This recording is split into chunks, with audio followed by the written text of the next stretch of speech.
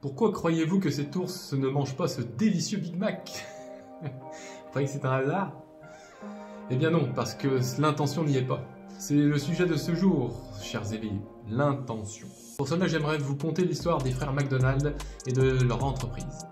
Les frères McDonald ont mis en place un modèle de restauration, le fast-food. Tranquille dans leur restaurant, ils prospéraient. Un jour, Croc, un vendeur de milkshake, s'est rendu chez les frères McDonald.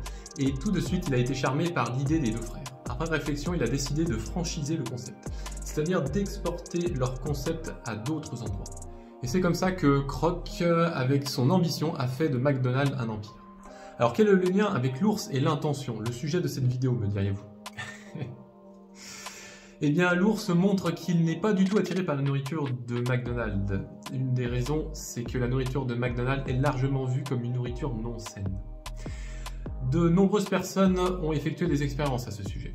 Une des raisons est la suivante. Croc était loin de l'idée des frères McDonald. Lui, son but était d'acquérir un maximum de biens immobiliers, ce qui explique la raison de pourquoi la nourriture du McDonald's n'est pas si saine. Si tu n'as pas compris pourquoi, entends ceci. Son intention était d'avoir des biens immobiliers et non de la nourriture saine dans ses magasins.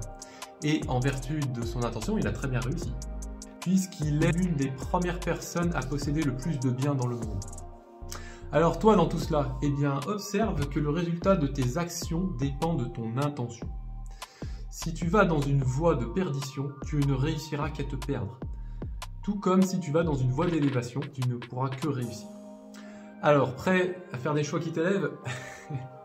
Si c'est le cas, n'hésite pas à prendre une décision qui te permettra de renoncer à tes mauvaises actions, comme par exemple à ne plus céder à un de tes travers. Ensemble sur cette chaîne, nous progressons vers un mieux-être.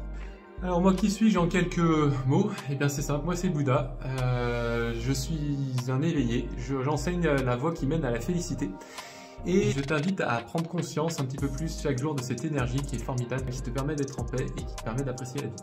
Voilà, bonne journée à toi, à plus, salut!